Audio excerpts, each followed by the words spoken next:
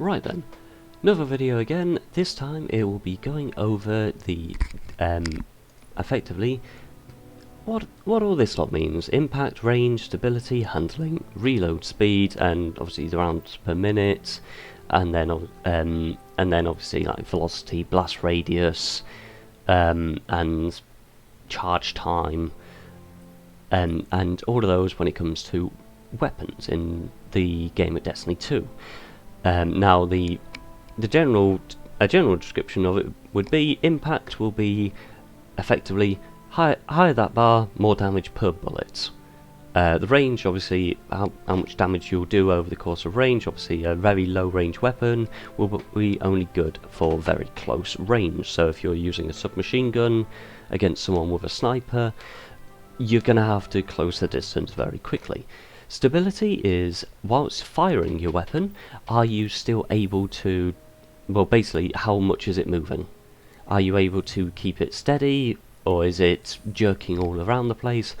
On console, it is a lot harder to use this compared to on PC, whereas I can fire this almost in a perfect straight line for the most part. Same with some submachine guns I used to struggle playing with, but on PC it's not really an issue.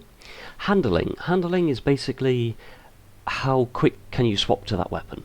So if the handling is ridiculously low, then it will take longer to pull out the weapon as opposed to one which has a fast handling, or has a high handling spec. Reload speed is as simple as it sounds, really, is how fast can it reload. Rounds per minute is basically, obviously, how much can it fire. This is a 450 auto rifle, so it tends to fire a little slowly, but tends to be a bit accurate. Obviously the magazine is just how many bullets you have. Now they can also all be changed as well, obviously depending on what different perk or anything like that you equip, but that will change different things. So whereas this one appears to be only a plus, whereas this one just seems to be just a negative, I prefer using this one as it basically helps the reload speed once I've run out of bullets. Same with, for instance, threat detector, which as long as I'm close to an enemy, I will reload a lot faster. So let's just see. So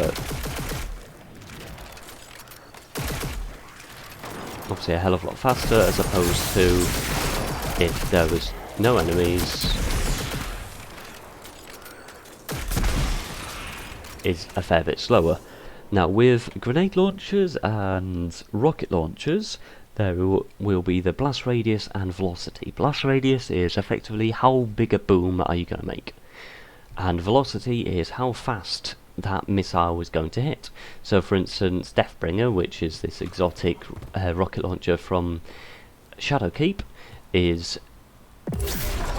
blows up a lot, whereas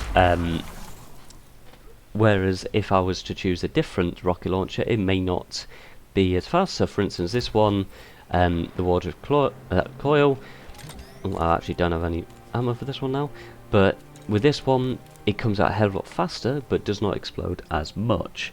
So some of the stuff to keep in mind. Some people like to be able to explode a lot. Sometimes it really helps with having tons of velocity, especially if you're using a rocket launcher in a PvP mode like Crucible, or especially Gambit, where you want to be able to hit the person as quickly as possible without them being able to react. With fusion rifles, they have a different one, which is charge time.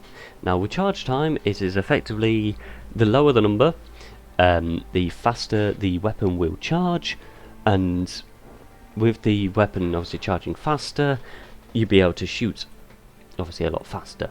The downside being charge time on fusion rifles tends to be kind of linked with impact, where the faster it charges, the lower the impact. So for instance, this plug 1.1, it charges very slowly, but does a lot of damage, whereas this heavy linear fusion rifle the impact isn't great on it, but charges a lot faster.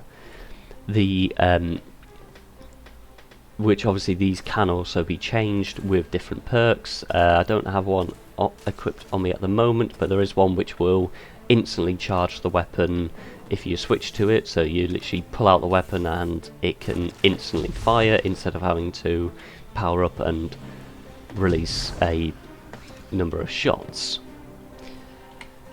So that is the general gist of the different weapons. The some weapon types are a lot stronger than others and a lot more dominant than others in different modes, but when it comes down to it, it comes down to what do you find fun using. At the moment, this season, I've been using this layout solely because I like using this waveform grenade launcher from Season of the Hunt, and Deathbringer really just destroys absolutely everything. So that's your general breakdown for how the different weapon perks, well, different weapon statistics, I guess, equal out, and basically what they mean and how to improve them. Oh, you can, same as with the armor, if you you get like a randomly rolled one perk with this, well, stat with this one, which is handling. Yeah, so I got handling, masterworked it, which costs a bunch of materials. It helps generate orbs, it can tell me how many people I've killed, and then also it gives a increase in handling. Right, so that will be the general video for now, and I will try and do some more when I can think of another subject.